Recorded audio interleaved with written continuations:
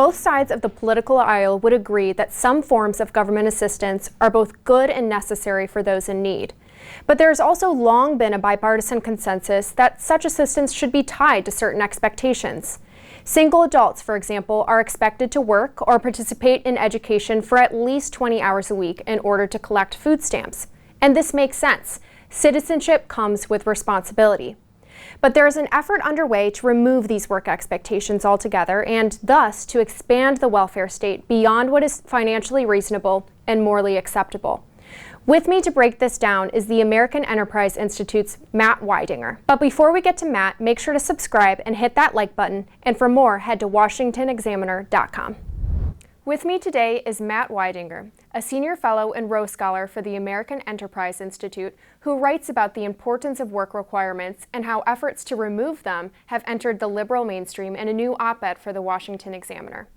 Matt, thanks very much for being with us today. You've talked extensively about the importance of work requirements for welfare programs. Can you explain why these requirements are so important, not just for economic reasons, but also for social and moral ones? Sure. So work requirements as a general principle were one of the key themes of welfare reforms that were actually bipartisan and signed into law by Bill Clinton in the 1990s.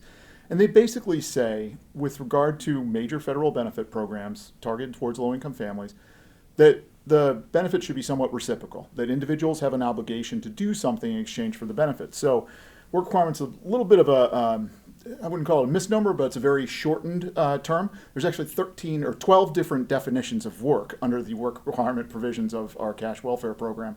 And they include things like work, job search, participating in education and training, that sort of thing.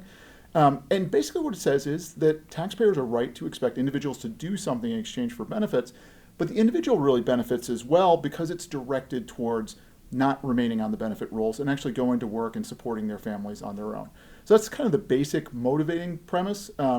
Conservatives for a long time have suggested applying more work requirements to more benefit programs. Not surprisingly, liberals have a different view, and they're generally opposed to work requirements, arguing that things like we should just give people cash and people will be able to decide best for themselves what to do with that.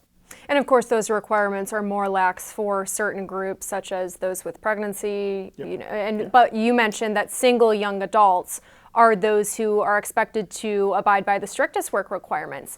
And usually efforts to remove those requirements are found in more left-wing socialist causes, such as Alexandria Ocasio-Cortez's Green New Deal, which you mentioned in your op-ed. So why are those things now appearing in more of the liberal mainstream?